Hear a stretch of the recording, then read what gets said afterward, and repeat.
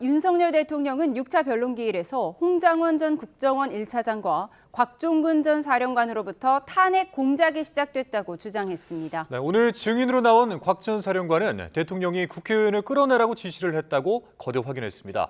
자, 헌법재판소 나가 있는 취재기자 연결해 보겠습니다. 김영수, 김다영 기자 나오시죠. 네, 헌법재판소에서 관련 소식 이어서 전해드리겠습니다. 오후 2시에 있었던 곽종근 전 사령관의 증인신문이 종료됐고요. 현재는 박춘섭 대통령실 경제수석의 증인신문이 진행되고 있습니다. 윤석열 대통령이 곽 전 사령관의 증인신문 뒤에 의견 진술 기회를 얻어서 여러 얘기를 했는데요. 이걸 김다영 기자가 한번 정리해 주시죠. 네, 곽종근 전 특전사령관이 오늘 헌법재판소에 출석을 해서 윤 대통령으로부터 국회의원을 끌어내란 지시를 받았다고 증언을 하자 윤석열 대통령은 이 부분에 대해서 반박하며 직접 진술에 나섰습니다. 윤 대통령은 일단 특전사령관과 통화한 것은 국회 상황이 혼잡해서 안전 문제에 대해 확인을 하려는 거였다고 설명했습니다. 또 자신은 사람이라는 표현을 두고 인원이라는 말을 써본 적이 없다면서 곽종근 전 사령관 증언을 정면으로 반박했습니다. 그런데 윤 대통령은 추가 설명을 하면서 불필요한 인원 통제라거나 7층 건물 안에도 인원이 있다는 걸 잘 안다며 인원이라는 말을 직후에 사용하기도 했습니다. 또 대통령의 지시가 있었으면 지시를 이행할 수 없다는 걸 보고하는 것이 상식이라고 강조를 했고요.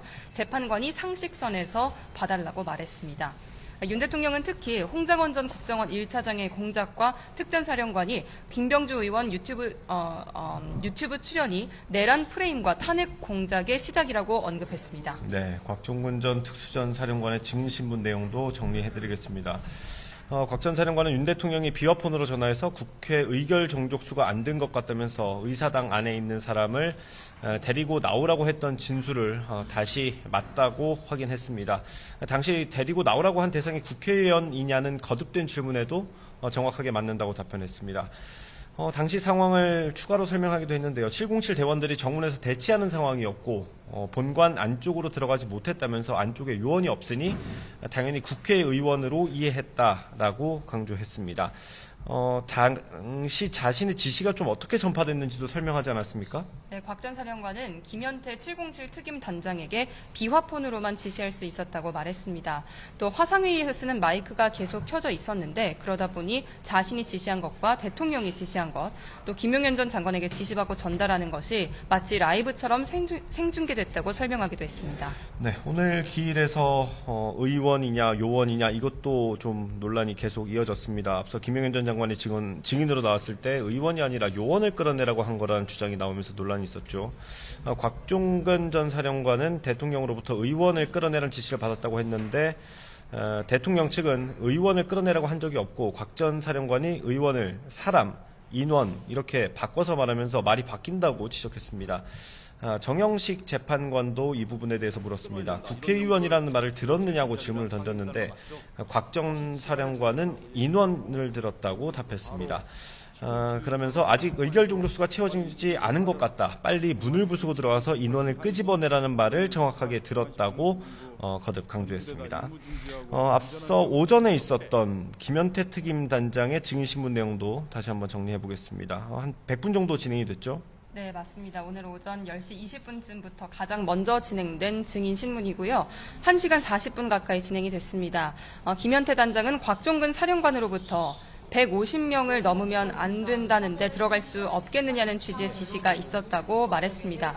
다만 강한 어조는 아니었고 상급 기관으로부터 받은 지시를 전달하는 뉘앙스였다고 설명을 했습니다.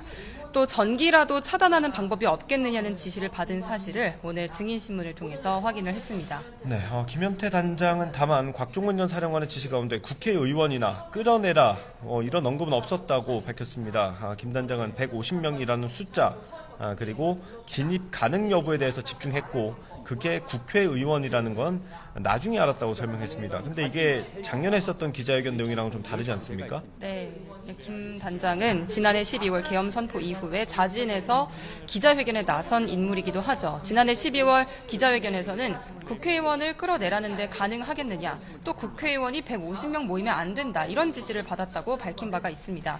그런데 말씀하신 것처럼 오늘은 150명이라는 이 숫자 숫자만 확실하게 들었다고 입장을 살짝 바꾼 겁니다.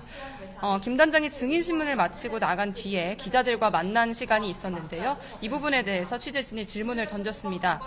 김 단장은 당시 150명이 넘으면 안 된다 이런 말만 들었던 거는 맞는데 끌어내라는 지시가 없었느냐는 질문을 자꾸만 기자들이 하니까 그런 뉘앙스였다 이런 정도로만 답한 거라고 설명했습니다. 네, 앞서 설명드린 것처럼 현재 박준섭 대통령실 경제수석에 대한 증인 신문이 이어지고 있습니다. 대통령실 참모 가운데는 처음으로 헌재 증인으로 출석한 건데요. 야당 주도의 국회 예산삭감 관련 증언을 쏟아내고 있습니다. 박 수석은 정부 예산안을 일방적으로 단독 처리한 사례는 헌정사상 처음이라고 말했고요. 예비비를 포함해 국가 안보, 경제, 국정 운영의 아킬레스건을 건드리는 항목을 건드려서 문제가 된 거냐는 대통령 측 질문에 그렇다고 답했습니다. 반면 국회 측은 미국에서는 예산안 문제로 셧다운이 22차례 발생했다면서 행정부가 군대를 동원해서 의회에 압박했다는 들은 적 있냐고 물었는데 박 수석은 들은 적이 없다면서도 양국의 제도 차이가 있다 이렇게 답변했습니다. 아직까지 증인신문이 진행되고 있습니다. 추가되는 소식은 다음 뉴스에서 전해드리도록 하겠습니다.